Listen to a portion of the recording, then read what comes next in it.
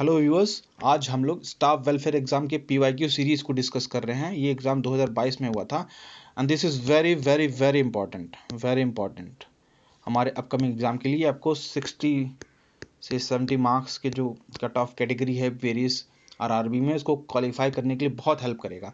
कई सारे सवाल डायरेक्टली इस सीरीज से आएंगे, ठीक है। तो आप इसको बिल्कुल मत छोड़िएगा, एक एक सवाल को देखिएगा और इसको नोट करिएगा। हम सीधे पहले सवाल पे आते हैं। कुछ सवाल बाउंसर होंगे तो डोंट वरी, लेकिन इस टाइप के एग्जाम डिपार्टमेंट में आते हैं, हमारे लिए नहीं आएंगे, लेकिन बहुत सारे सवाल जो आएंगे हमारे एग्जाम में वो भी इसमें दिए हुए हैं, तो ध्यान से देखिएगा आप। पहला सवाल है, an employee can be consider for MACP। MACP stand for modified assured career progression scheme. अब इतना लिखने का स्पेस नहीं है, तो MACP पाने के लिए MACP आप क्या है इसको छोड़ दीजिए। MACP पाने के लिए कौन सी ग्रेड चाहिए, तो इसका है वेरी गुड, ठीक है। ये सवाल इतना इंपॉर्टेंट हो सकता है ना हो, लेकिन हम आगे चलते हैं। अगले सवाल इंपॉर्टेंट होते हैं हमारे लिए। अगला, including dependent, how many family members can be included in privilege pass. Privilege pass में 6 लोग होते हैं। Answer is C. अगला है, what is procedure for dealing with vacant surplus post having DR Kota.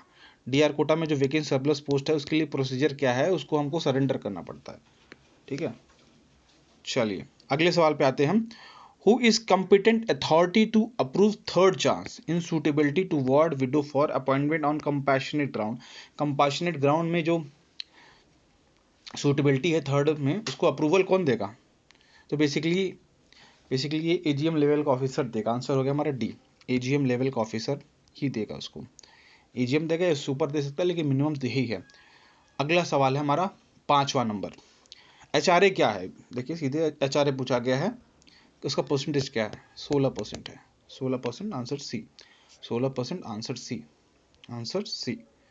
बार बार इसलिए बोला जा रहा है क्योंकि ये देखो, ये सवाल आ सकता है, ऐसे सवाल आते हैं। अगला, saloon attendant are classified as essentially intermittent, ठीक है। ये इसके अंदर आता है, HOER के अंदर आता है। What is HOER, house of employment regulation, जो इसकी वो है रेगुलेशन, उसके अंदर आता है ये। अगले सवाल पे हम लोग सीधे आते हैं। अगला सवाल क्या है, duration of pre selection coaching for ST/SC student for selection to higher post. देखिए डिपार्टमेंट एग्जाम में तो एक्स्ट्रा सवाल भी आए हैं, तो उनको थोड़ा टाइम दिया जाता है। वो टाइम क्या है हमारा, 4 से 6 वीक, सी। अगले सवाल पे आते हैं, और हम लोग जल्दी इसलिए कर रहे हैं क्योंकि टाइम नहीं है हमारे पास। ऑल्दो एग्जाम लेट में है, आपको कई बार रिवीजन करना है, नोट्स पढ़ने हैं, प्रैक्टिस सीरीज करनी है, PYQs करने हैं, फिर रिवाइज करना, और हो सकता है आप और भी एग्जाम दे रहे हो, जुडिशरी के, राजस्थान के, छत्तीसगढ़ के, या हो सकता है कि गुजरात एक्सेट्रा भी। तो हमको ये चीज़ें जल्दी करनी है, क्योंकि इसको एक बार आप देखेंगे, फिर नोट करेंगे, फिर वापस इन टॉपिक पे काम करना है। अगला सवाल बहुत इंपॉर्टेंट है, डायरेक्टली ये आएगा। देखिए तो ये सवाल तो आएगा। 8वां सवाल है, वो है फाइंड द इनकरेक्ट मैच। इसका क्या मतलब हुआ, कोई मैच तो है नहीं इसमें तो मतलब है बेसिकली ऑड वन आउट की बात हो रही है। ऑड वन आउट, 3 एक टाइप के हैं, एक अलग है कौन से, इसमें पेमेंट एंड बोनस एक्ट। क्यों, ये बेसिकली बोनस की बात कर रहा है, ये लोगों के हित की बात कर रहा है, मिनिमम वेजेस की बात हो रही है, इसमें मटर्निटी की बात हो रही है, ट्रेड यूनियन का अलग पर्पस है, इसका अलग पर्पस है। तो इन सब के हिसाब से आंसर हमारा सी है। देखिए ऐसे एग्जाम में आ जाएंगे सीधे ऐसे सवाल, तो आप शॉक हो जाते, लेकिन आपने कर लिया तो ठीक है, फैक्चुअल भी है। अगले सवाल पे हम आते हैं 9 नंबर, ये बड़ा सवाल है। Which of the following statement is correct about maternity benefit act 1961, ठीक है। Statement 1, it is applicable to government officers only. क्या ये बात सही है, ऐसी जरूरी नहीं है, बहुत जगह लगता है, ये प्राइवेट में भी लगता है ये तो, ठीक है। अगला है, it is applicable only to those office which has more than 10 employees. This is correct. ये लेबर लॉ का भी पार्ट है, तो वहां भी कई जगह आता है। अगला है, this act entitles pregnant women employees for paid maternity. This is true. Timing उसका अलग अलग है, कितने महीने की मिलेंगे, लेकिन मिलते हैं इसमें। तो आंसर हमारा क्या हो गया, बताएंगे आप सब। आंसर है हमारा बी। देखिए और इस सीरीज को सॉल्व करने का तरीका है, जब मैं बता रहा हूँ तो आप उसको करते हुए नेक्स्ट सवाल की तरफ सोचना स्टार्ट कर दीजिए, फिर जब आंसर कराऊँ तो आपको पता हो जाएगा सही क्या है गलत क्या है, दूसरी तरफ से आपकी एक प्रैक्टिस साथ में भी हो जाएगी। Which article of Indian Constitution give freedom to form a trade union? कौन बताएगा इसे, कमेंट बॉक्स में कमेंट करिए कि कौन सा होगा। सिंपल है वैसे। 14 नहीं है, 24 नहीं है, ये नहीं है, 14 है इक्वालिटी है, 24 क्या है, चाइल्ड लेबर से जुड़ा है, 23 भी उससे जुड़ा हुआ है, एक में वो है ट्रैफिकिंग मना है, एक में चाइल्ड लेबर मना है। तो आंसर है इसका right to freedom to form association, article 19(1)(c), article 19(1)(c).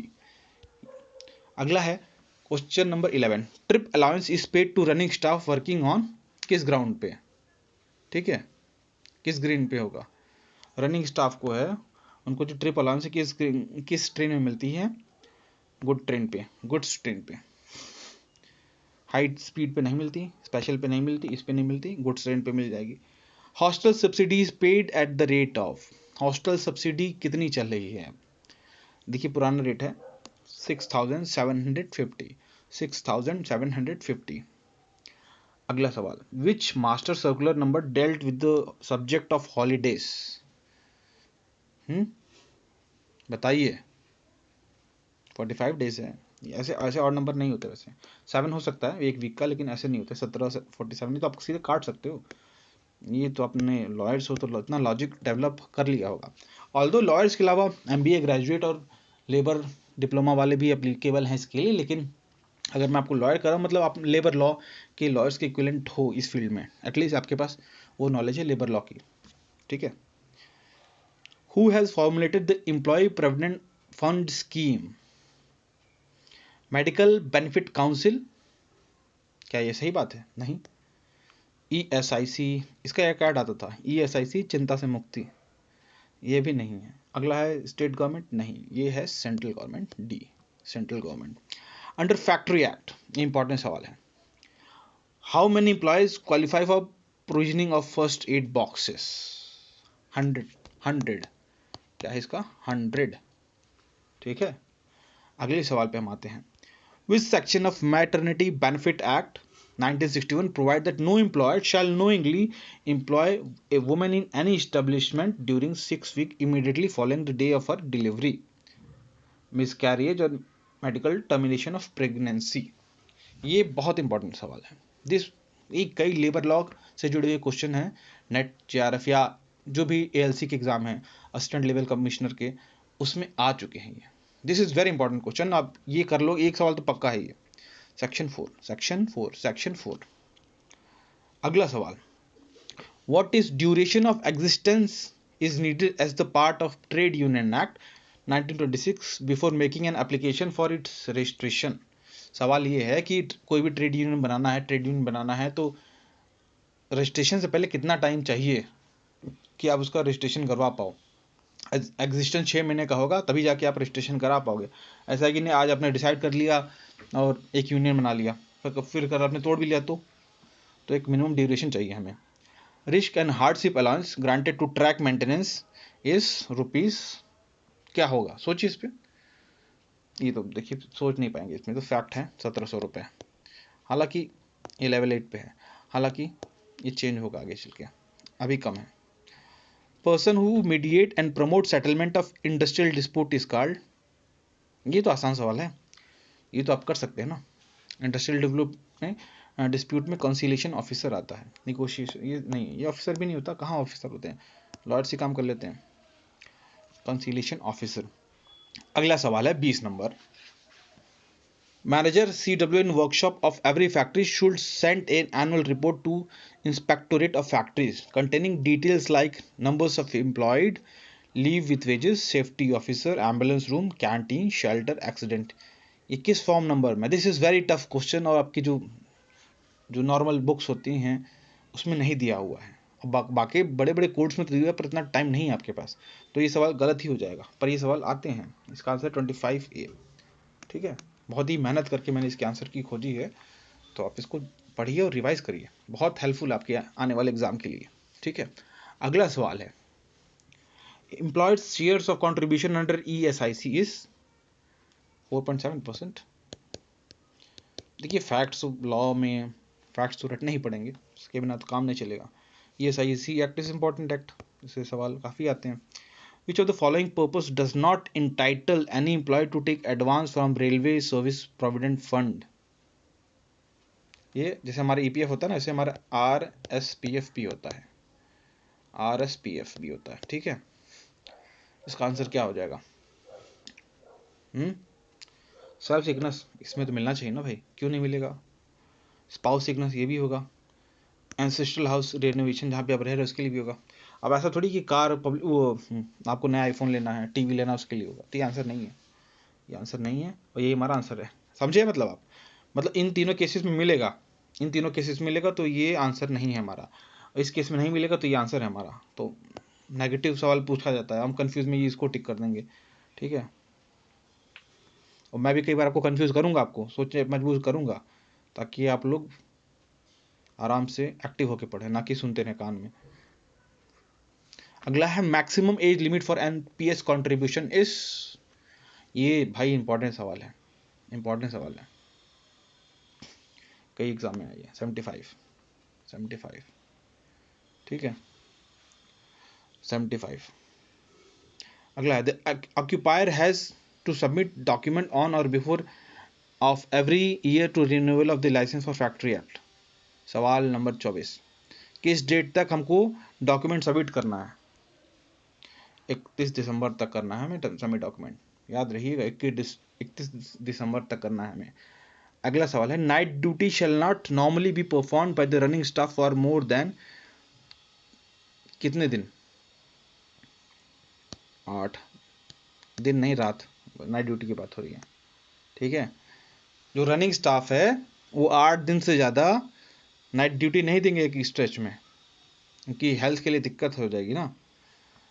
अगला सवाल है, देखिए आरटीआई एक्ट, आरटीआई एक्ट का सवाल है under which section of RTI act there is no obligation to give information to central. देखिए ये सवाल अभी मैंने एमसीक्यू सीरीज जो कराई है उसको आप देख लीजिएगा, ये सवाल मैंने कहा था कि आता है, और देखिए आया है ये, ठीक है। तो मैंने जो एमसीक्यू सीरीज बनाई ना उसको एक एक को देखिए, आप देख नहीं रहे उसको, आप चैनल ज्वाइन कर रहे हैं लेकिन देख नहीं रहे हैं, वो उसको देखिए भाई, सवाल रिपीट हो रहे हैं, देखिए आगे भी 2-3 सवाल रिपीट हो रहे थे, आगे ये भी हो रहे हैं, तो आप ऐसे उसको मत छोड़ दीजिए, ठीक है। Under factory act 1948 the term sabbatical is connected with. Sabbatical का क्या मतलब होता है कि बेसिकली जैसे कि कोई लोग यूपीएससी की तैयारी करने हैं या कोई और काम है उनको, या पढ़ने जा रहे हैं, तो पेड लीव ले लेते हैं, ठीक है, पेड लीव ले लेते हैं, तो उसको सबैटिकल बोलते हैं। तो आंसर होगा हमारा पेड लीव। अगला सवाल है सवाल number 28, if the factory employees more than 1000 workers they should appoint a qualified dash to carry the prescribed duties। तो ड्यूटी करने के लिए प्रोवाइड वो क्वालिफाइड सेफ्टी ऑफिसर रखेंगे, सेफ्टी ऑफिसर भी रहते हैं और एएसओ भी होता है, असिस्टेंट सेफ्टी ऑफिसर। आंसर हमारा सेफ्टी ऑफिसर, ठीक है। सेक्शन 41G, ये important, this is important question, this is very important question. और मैं जो सवाल कर रहा हूँ इंपॉर्टेंट है, आपको भले न लग रहा हो, एमसीक्यू सीरीज में भी ये सवाल बहुत इंपॉर्टेंट है वो, ठीक है। सवाल है हमारा section 41G of factory act क्या कहता है, बताएंगे आप क्या कहता है ये? Participation in safety management, participation in safety management, D answer है इसका, पार्टिसिपेशन इन सेफ्टी मैनेजमेंट। अगला सवाल है law ministry has envisaged implementing the 4 codes on industrial relation, wages code, social security case, occupational health safety and working condition from April 1, 2022। These 4 labor code will rationalize 4 central labor laws। 4 answer इसका। ये तो आसान सवाल था, Covid के बाद, या Covid में इसकी बात हो गई तो इस कोविड के बाद इसको लागू कर दिया गया है, ठीक है। अगला है जो short of, what is short of is the period of less than 10 hours. Really is it less और मोर? हाँ, लेस देन 10 आवर्स। अगला है क्या है, rest between 2 roster studies of railway servant order, ठीक है। लेकिन ऐसे सवाल आपको फंस जाते हैं, सॉर्ट ऑफ क्या है, आपको बाउंसर ही लगेगा कि ये कहाँ से आ गया। अगला सवाल है सवाल number 32, in railways health educators and family planning field workers are classified as continuous. Continuous, ऐसे सवाल कभी सर पैर ही नहीं है, क्या समझोगे इसमें? हेल्थ एजुकेटर फैमिली प्लानर्स क्या आते हैं, कंटिन्यूस में आते हैं ये। अगला सवाल है averaging period for purpose of calculating over time in the respect of continuous officer is.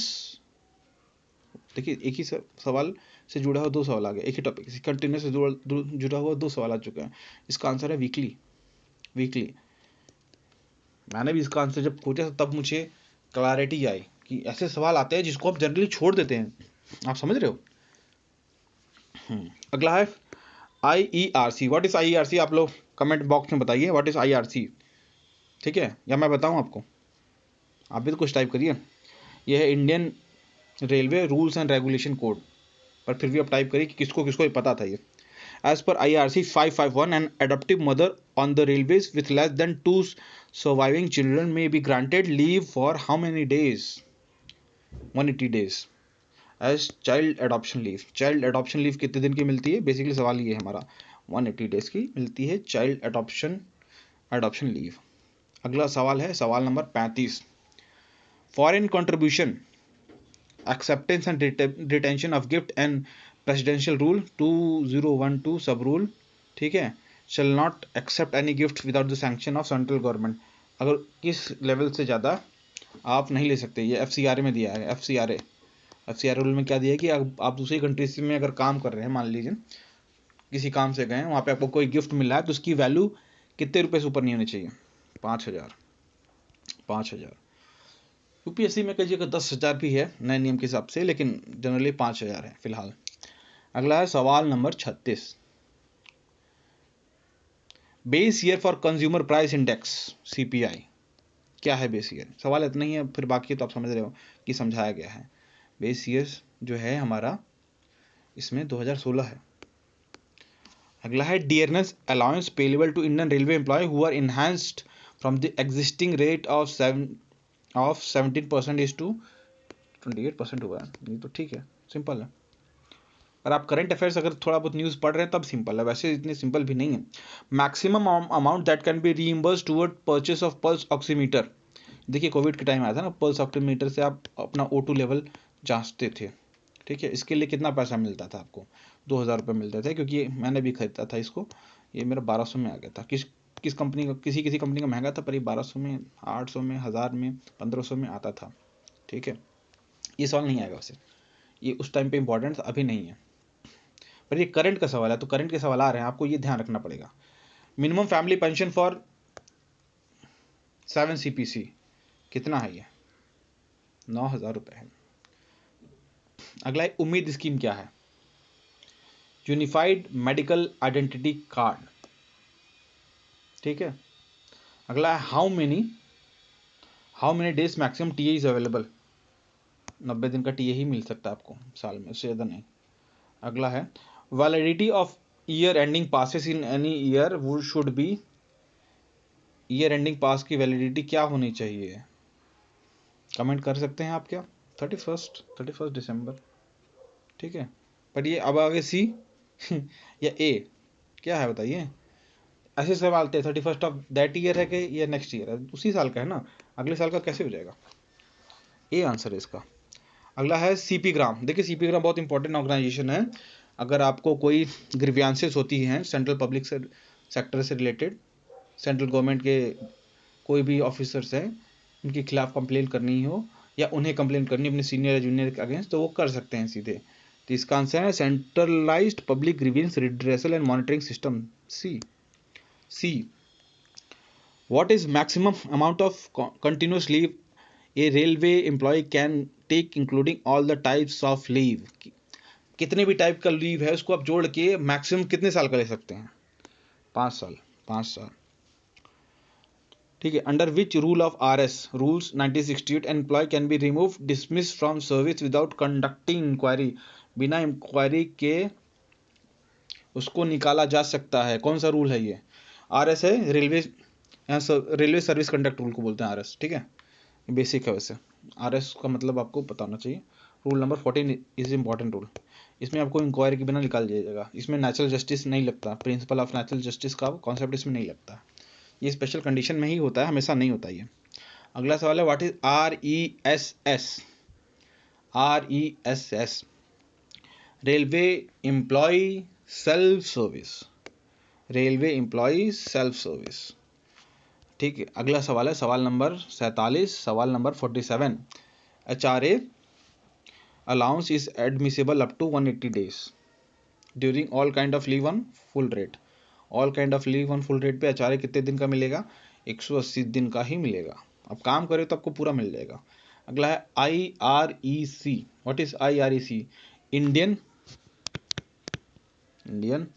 Railway rules and code.